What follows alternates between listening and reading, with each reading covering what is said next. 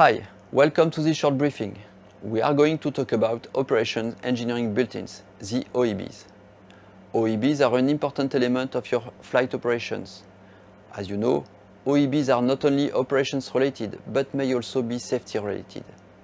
Correct application of OEBs is important for the safe and efficient operation of the aircraft. When operating an aircraft, the flight crew must know the OEBs applicable to this particular aircraft, and they must strictly follow the associated information. Not correct or irrelevant application of an OEB may directly impact the safety of the flight. But first, a rapid reminder. What is an OEB? The OEB is a procedure defined to take into consideration a significant technical deviation on a given aircraft. An OEB may provide a revised or new technical information, procedure, or limitation. When a technical deviation is observed on an aircraft, a system or a computer standard, Airbus identifies the most suitable way to address this issue. All mitigations such as maintenance tasks, inspection, maintenance planning changes, or retrofit are considered. When none of these solutions is suitable, an operational mitigation is considered.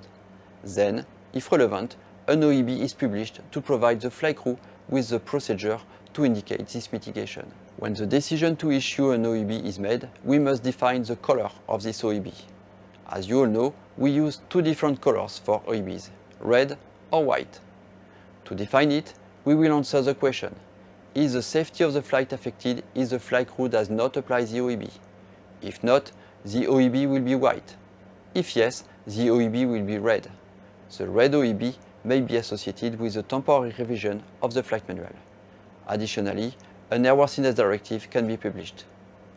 However, whatever the color, red or white, the airline must manage the OEB with high attention and without delay. Note that airlines are given a 30-day period to implement the white OEB on the impacted aircraft. Appropriate application of an OEB is a key element to the flight safety and efficiency. Therefore, it is of utmost importance that flight crew know which OEBs are applicable to the aircraft they are flying, and they are able to apply it quickly when and only when necessary to ensure safe and efficient operation of the aircraft. For this, Airbus provides in the Flight Crew Operating Manual and Quick Reference Handbook a list of the applicable OEB for each individual aircraft. As per the Airbus Standard Operating Procedure, in the preliminary cockpit preparation, before the first flight of the day, the flight crew must review the list and content of applicable OEBs. If the same crew performs several flights the same day, the recommendation is to review at least the list of effective OEBs before each flight. This step is important because among a fleet, aircraft may have different configuration and some OEBs may be applicable to part of the fleet only. In addition, one OEB may become applicable to one aircraft or may be cancelled for another aircraft following a retrofit of the technical solution. Flight crew must not only review the list of OEB, but ensure that they are both aware of the OEB entry point, I mean, when to apply the OEB procedure. We are in the cockpit. Pilots are conducting the preliminary cockpit preparation before the first flight of the day. They just completed the performance data computation and cross-check. Are you ready to check OEB with me, Captain? Yes, go ahead, please. OEB 4, issue 1, it's a white OEB. Nose landing gear, ECAM entry, none. OEB number 10, issue 1. On-ground engine stall at acceleration from idle. Procedure, ECAM entry, none. And we have a last OEB, OEB 12, issue 1. It's a white OEB.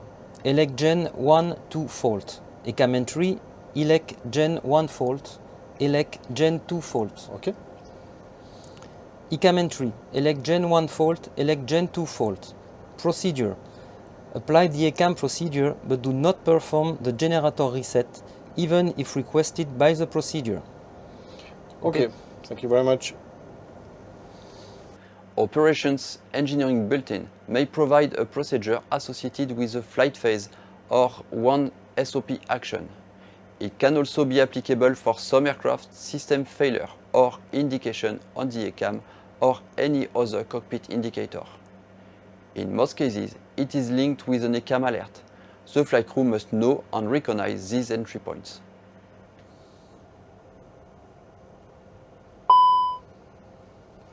Elec Gen 1 fault. Confirm on the SD page. Yes, sir. Confirm on the overhead panel. Yes, sir. Okay, we have an OEB for this ECAM, right? Yes, Captain.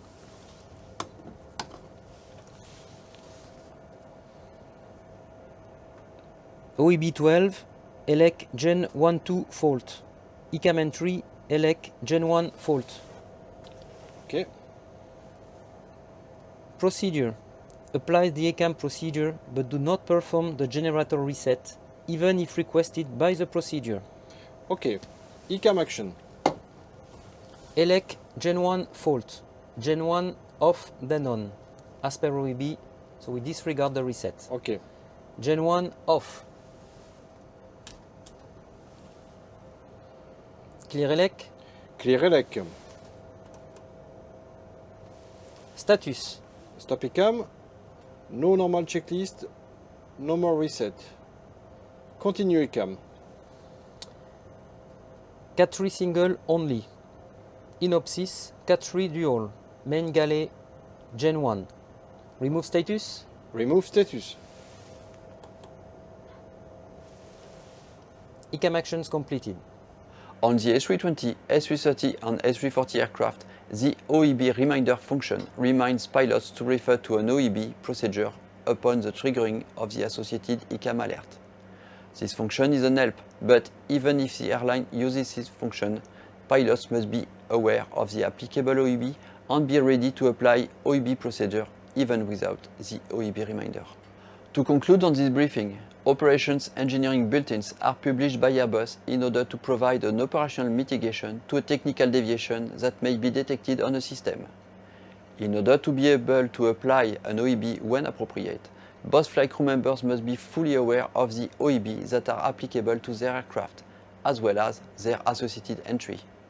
This is why the Airbus Standard Operating Procedure requires that OEBs be checked during the cockpit preparation. I hope you enjoyed this briefing and I see you around for the next one.